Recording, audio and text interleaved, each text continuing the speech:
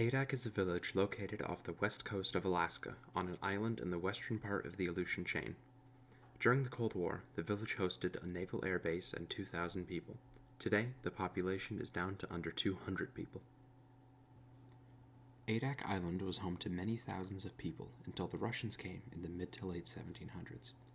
They forced the native people of Adak and nearby areas to hunt for furs and pelts to expand the Russian fur trade, a major part of the Russian economy at the time.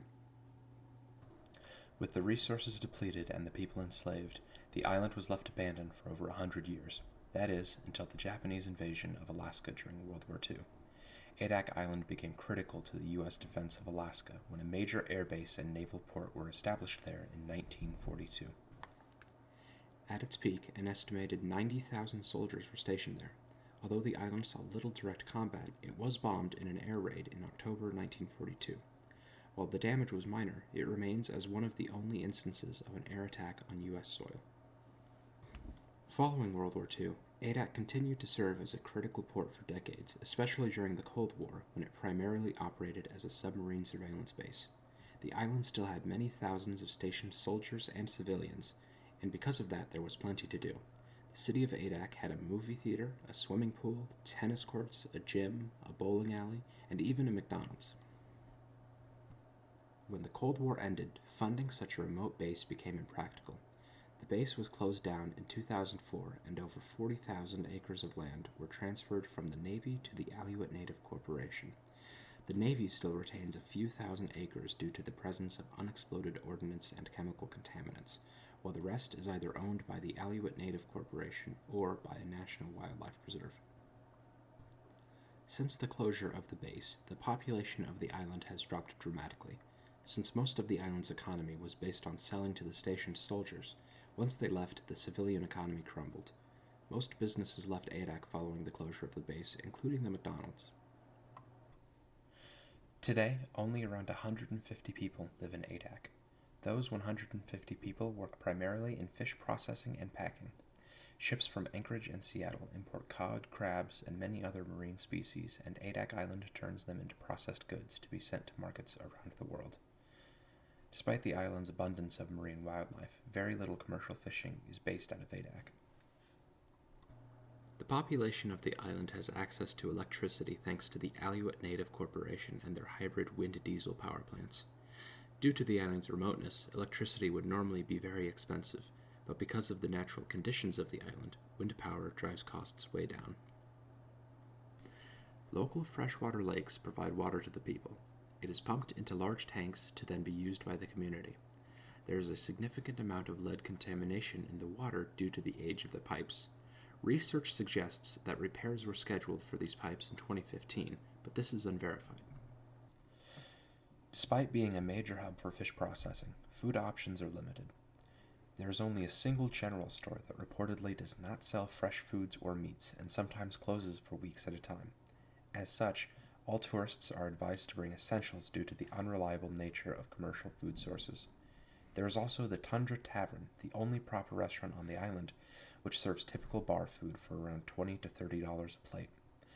Hunting and fishing are popular subsistence activities among the local population, who rely on abundant caribou, fish, and birds. Much like many places in rural Alaska, there has never been great internet service. While the public library provides computers with access to the internet, personal access is extremely costly. However, Starlink has broadened internet availability in recent years. Recreational facilities used to be quite diverse in the city, but as of 2020, a bowling alley, a public library, and a bar are the only ones remaining. The public library has several computers for use, all installed with Microsoft Office and other work programs, as well as access to the Alaska Digital Library. The library also offers printing and scanning services. The bar has a television and 2 pool tables. Similarly, medical facilities in Adak were once much more plentiful than they are today. The island is still host to a community medical center with a physician staffing the building at all times. That being said, the clinic has no blood supply, no doctors, and almost no ability to stabilize a patient in chronic condition. Patients requiring serious medical care are usually required to travel to Anchorage, sometimes utilizing an air ambulance in extreme cases. Just like with food, Visitors to the island are advised to bring any medicine or medication they may need during their stay, since resources are so limited. Adak was formerly home to educational resources from kindergarten to university levels, but all schools have been closed and abandoned. As of June 30th, 2023, Adak School, the last school on Adak, was closed by the Aleutian School District for failing to meet the number of students required for state funding. Any children still remaining on the island rely on homeschooling and library resources. Tourism on Adak is now one of the major economic drivers.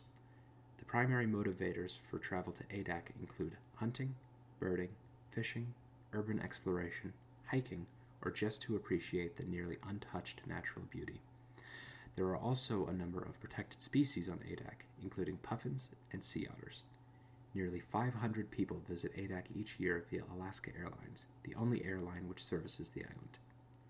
To visit Adak, a land use permit must be purchased from the Aleut Native Corporation for $20 per day or $40 for a whole week. Visiting Adak without a land use permit is considered trespassing under Alaska state law. Visitors stay at the Adak Inn, which costs $175 per night, or at one of several Airbnbs. Despite its lack of population, Adak still has several public servants, including a mayor, a city clerk, a city attorney, and even a city council with 7 members. All of these officials and their roles in the government of Adak are detailed on the official .gov website, which is well maintained with up-to-date information for both tourists and residents. The City Council holds public meetings at 5 o'clock on the third Tuesday of each month in the cafeteria of City Hall, formerly known as Bob Reeve High School.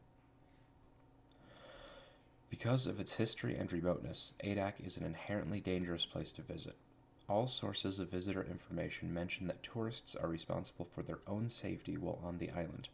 Many tourists come to the island specifically to explore abandoned infrastructure, which can be quite dangerous without the proper precautions. It is also not unheard of for people to claim unused buildings as residences without permission, which is not only illegal, but potentially dangerous, especially during the winter months. Because of these dangers and the aforementioned unexploded ordnance, the Navy created a cautionary video explaining the potential dangers of the island, while encouraging people to visit for the natural beauty. Adak is an interesting example of a pseudo-subsistence economy, with remnants of a typical American military town. Due to the rising tensions with Russia, the military have been considering reopening the base, which would surely breathe new life into Adak, but until then, the hundreds of abandoned structures on the island remain as concrete reminders of the town's former prosperity.